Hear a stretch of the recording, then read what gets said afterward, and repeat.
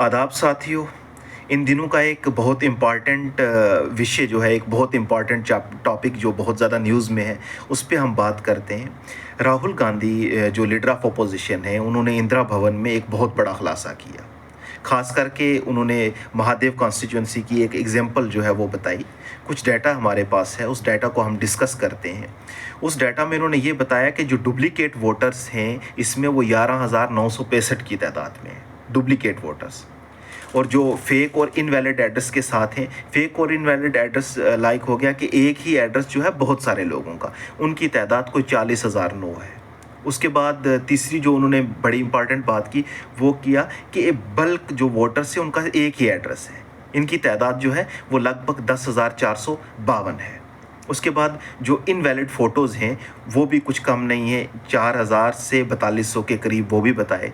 और उन्होंने ये भी बताया कि मिस यूज़ ऑफ जो फॉर्म 6 है, उसका इस्तेमाल जो है वो गलत तरीके से 33,692 लोगों ने किया, जो कि इलेक्शन से पहले जो है फिल किया जाता है।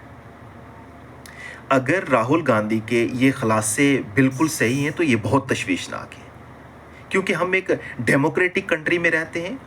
जिस मुल्क को बनाने के लिए, जिस स्टेट को डेवलप करने के लिए, जिस स्टेट को यहाँ तक पहुँचाने के लिए लाखों लोगों ने कुर्बानियाँ दी हैं, यहाँ तक लाने में इसको हमें कितने सौ साल लग गए। और वोट जो है वो एक बेसिक राइट है जो आम आदमी को दिया जाता है कि वो उस सरकार को चुने, वो उस नुमाइंदे को तय करे कि जो नुमाइंदा उनकी नुमाइंदगी अच्छे से कर सके, जो उनको लीड कर सके, उनकी रोज़मर्रा की ज़िंदगी के बारे में सोच सके, उनके डिज़ायर्स के बारे में सोच सके, उनके लिए इंफ्रास्ट्रक्चर किस टाइप का होगा उसके बारे में सोच सके। ना कि इसलिए हमें ये वोटिंग राइट दिया गया है कि भाई साहब कोई भी सरकार हो, वो पावर में हो, वो मतलब एक ऑटोनॉमस बन करके किसी भी किस्म की कोई भी चेंजिंग जो है वो इसमें लाती पड़े। तो ये जंग जो है ये BJP election commission versus Rahul Gandhi जो है वो दिख रही है। और इसमें एक और बड़ी इंटरेस्टिंग बात वो ये हुई कि इलेक्शन कमीशन ऑफ इंडिया को जब इस बात का पता चला तो हमारे चीफ इलेक्शन कमीशन साहब ने एक फ़ौरन प्रेस कॉन्फ्रेंस की। और उस प्रेस कॉन्फ्रेंस में उन्होंने ये नहीं कहा कि इसके ऊपर हम इंक्वायरी करेंगे या इसके ऊपर हम एक इंक्वायरी बिठाएंगे, हम इसकी जांच करेंगे, बल्कि मुतबादल कुछ और ही दिखने को मिला हमें। वो ये था कि राहुल गांधी को एक एफिडेविट सबमिट मतलब करना होगा और उस एफिडेविट में वो बताएंगे जो भी उन्होंने ये किया था। और जब उनसे सवाल पूछा कि सीसीटीवी फुटेज जो है वो 45 दिन क्यों रखी गई, तो आरटीआई के थ्रू भी पूछा, उन्होंने कहा कि ये मामला जो है सुप्रीम कोर्ट में है। और फिर लाखों और करोड़ों घंटे गिनने लगे। भाई आप अगर इतने इररिस्पॉन्सिबल हो तो आप एक इंडिपेंडेंट बॉडी क्यों हो?